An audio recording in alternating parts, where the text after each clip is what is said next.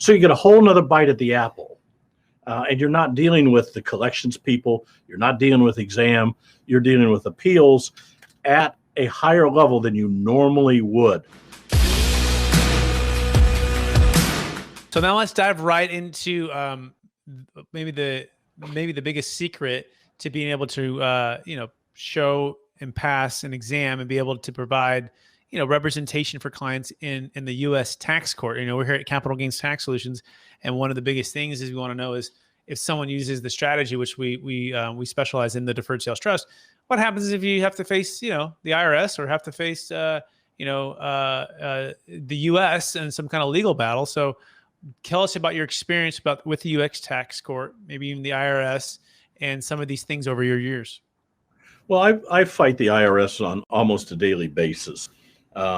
We have employment tax situations, which is our specialty. The IRS in fiscal 19 issued over $13 billion in employment tax penalties. And we're specialists at getting those abated and solved. And in some cases, you have to take those situations to U.S. tax court or district court. Not wanting to be an attorney, I became a U.S. tax court practitioner. I studied for it. I decided I was going to become one, and I did. The tenacity. So it took a couple of years of study. The U.S. tax court exam once every 2 years in November in D.C. at the tax court. That's the only time they give it. They really don't want us, but they're forced to, in that it's part of the law that established in the U.S. tax court that non-attorneys could practice in it. It was a holdover from the previous IRS appeals mechanism.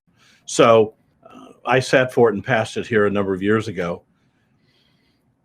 But it lets me go to the court and present an argument and a petition. It's $60 to file a petition with the U.S. tax court. So it's cheap.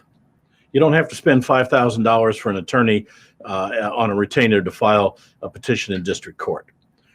So by going to tax court, with tax court, you don't have to pay the taxes up front.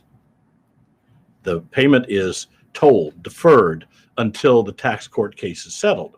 So if you get tight to the wire with paying or losing, you file a petition with the tax court. It stops all the collection efforts.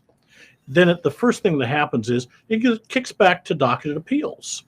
So you get a whole nother bite at the apple. And you're not dealing with the collections people. You're not dealing with exam. You're dealing with appeals at a higher level than you normally would. So you get people who are more knowledgeable, more experienced. You're dealing with a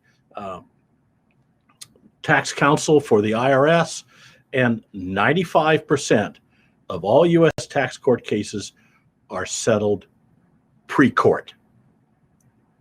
So you're probably going to get a better deal than if you're trying to fight it out with collections or an appeals hearing, because they don't want to go to court. If they lose when they go to court, then a precedent is set.